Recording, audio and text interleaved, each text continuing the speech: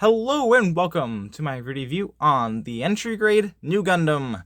Now here he is in all of his glory. All I did was a simple panel lining and literally just pushed the runners out of the out of the gates or runners, because that's what an entry grade is about, is just ease of building. I literally just built this in like 40 minutes and just threw it together, and then probably spent more time detailing it with a panel liner than anything else.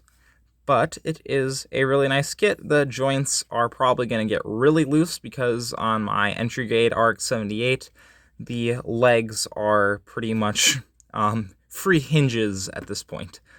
So do be wary of that. These entry grades over time definitely lose a lot of their structural stability. They're not the most hefty, but they look really nice and are great for customizing because there's just so many flat surfaces for scribing. They give you enough still for panel lining. There's a lot of customization because it's all color separated. It's just a really easy kit to paint or customize with these entry grades that I have found. Now this one is a little bit taller than the RX-78. Obviously, it's the NU Gundam after all. Coming to the back here, just pretty basic, just exactly how it would have looked out of the cartoon or the anime.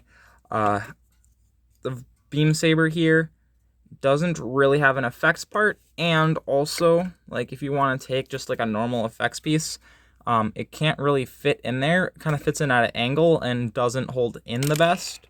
So you'd probably need to modify one of these and kind of scrape away some of the plastic to kind of get it to fit on the side there. But you probably could still get it to work. But it does look nice just in there and holding back. Now be careful if the kit does fall over. This will tend to break off, as that has happened with mine. I had to glue on this front piece. Doesn't really change anything. It really doesn't matter. You can't really tell. But just be careful of that. If the kit does fall over, that is likely to break. I also did not snip off those little safety parts on the V-fin yet. That's something I probably have yet to do. Now, for posability with this thing, it's pretty good actually. It feels a little bit better than the RX-78.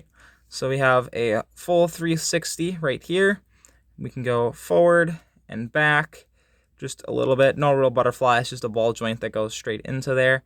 And then we can bring it up at the shoulder that much, and then we can bring it out at the arm as well. And oops.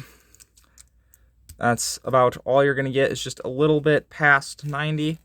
I just knocked the V-fin off, but that's no big deal because I can just push it right back on. So that's about all it can go up. Of course, we have a bicep swivel.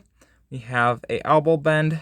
Bends about 90 degrees, and then wrist articulations, we have a swivel, and then it's just a normal like high grade style ball joint, and then you can pop it out to get a little bit more of an angle. And then the gun is just two separated colors here, just got the white and then that dark navy blue.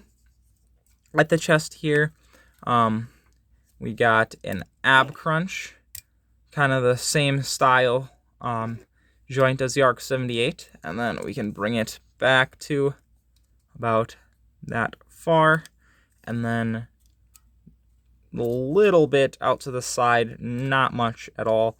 At the head, full 360, and then we have an upwards that is absolutely amazing. It can look down very far as well, so absolutely no complaints at the head. And then we also have a good amount of tilt side to side. It's just a double ball jointed neck, so you get maximum posability out of that joint. And then coming down here, we have individually articulated front armors if you snip them, and we can get the leg up about that far, so you can get a decently high kick.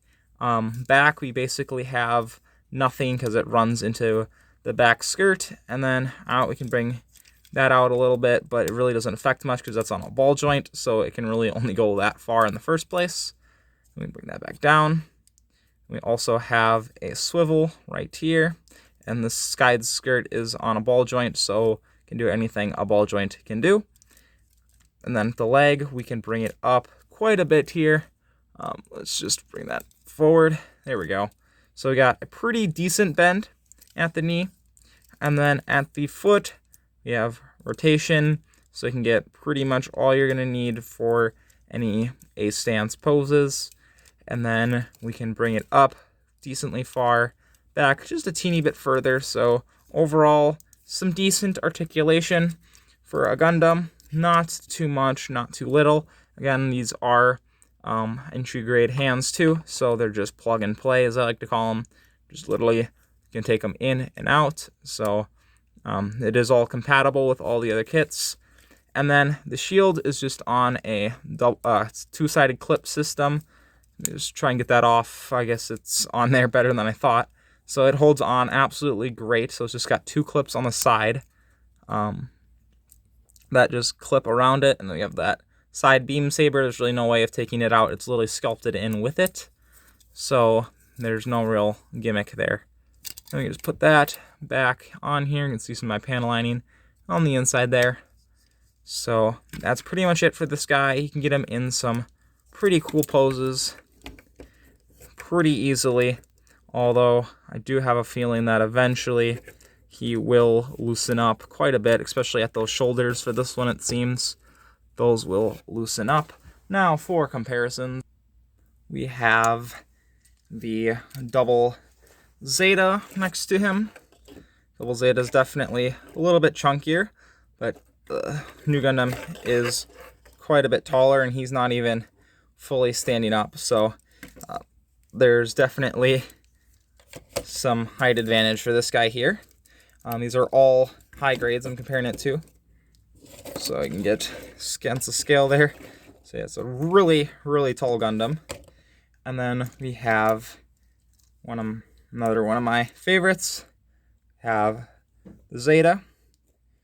So there it is next to the Zeta Gundam. This is customized and painting too. And then we have my previous review, the entry grade RX-78. This is my previous Gundam review. I've only reviewed 2 Gundams ever, so there is that. So you can see just how freaking tall the NU Gundam is, which is impressive.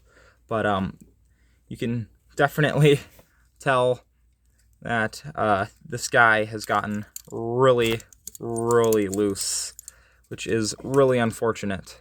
So he's kind of just, you know, a doll at this point. So that hopefully isn't a trend with all entry grades, where they just completely give out over time. And that thing I barely even touched. I just kept it in one single pose for that whole time.